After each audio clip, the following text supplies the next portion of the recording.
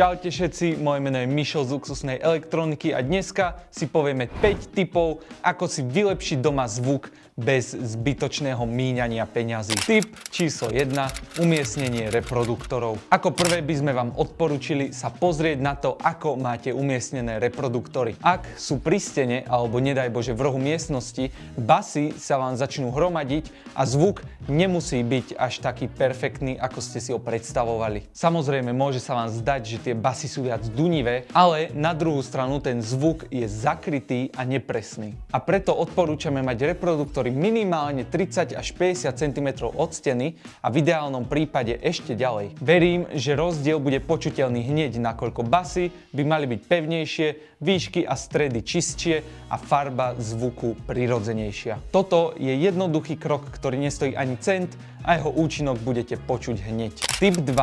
Správna výška a natočenie reproduktorov. Reproduktory majú výškový menič. Malá časť, ktorá je zodpovedná za vysoké tóny a detaily. Tie by mali byť ideálne vo výške vašich uší, keď aktuálne počúvate. Ak sú reproduktory príliš nízko, zvuk bude tlmený a prichádzate o mnoho detailov. S týmto vám môžu pomôcť stojany, poprípade nejaký nábytok, na ktorý môžete reproduktory položiť. Okrem tohto odporúčame, aby ste sa pozreli aj na natočenie vašich reproduktorov. Reproduktory by mali byť natočené najlepšie tak, aby sa zvukové vlny z nich, keď si ich predstavíme, stretávali kúsok za vašou hlavou. Teda nemieriť rovno na vás, ale kúsok za seba. Tip 3. Akustika miestnosti. Akustika je veľmi dôležitý faktor pri počúvaní hudby a preto ju chceme mať každý čo najlepšiu. Ak máte holé steny, tvrdú podlahu, či už minimum nábytku, je veľmi pravdepodobné, že vo vašej miestnosti sa tvorí veľká ozvena a zvuk sa odráža všade navôkol. A priznajme si, počúvať takú hudbu není veľmi príjemné pre naše uši. Ak začínate s akustikou vo vašej miestnosti, tak odporúčame sa najprv zamerať na koberec, ktorý by mal byť s vysokým chopom, potom závesy na vaše okná a samozrejme doladiť to nejakým nábytkom. Čím viac, tým lepšie, menej sa vám bude odrážať ten zvuk. Tip 4.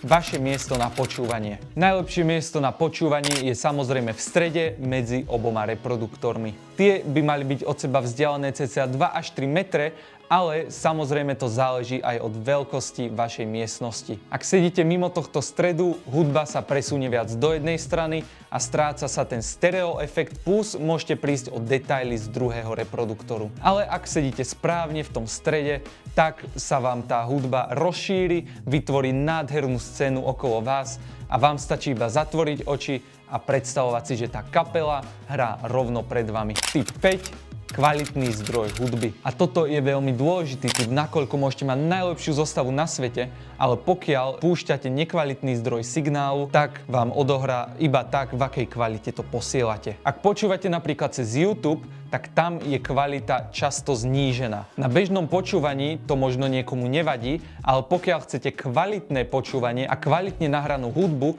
odporúčame Tidal, poprípade už aj Spotify zahrnú do svojho predplatného Lossless Audio. Rozdiel nemusí byť vždy až tak drastický, ale kebyže si porovnáte YouTube a Tidal, tak v momente podľa mňa počujete rozdiel medzi týmito dvoma platformami. Tak toto bolo našich 5 tipov pre vás, ako si vylepšiť doma zvuk bez zbytočného míňania vysokých čiastok peňazí. Ak máte nejaké ďalšie tipy, môžete nám ich napísať dole do komentáru. Nezabudnite dať odber, blížime sa k 10 000 odoberateľom a veľmi nám tým pomôžete, plus nezmeškáte žiadne ďalšie video alebo živé vysielanie. Vidíme sa pri ďalšom, majte ešte pekný zvyšok dňa a čaute.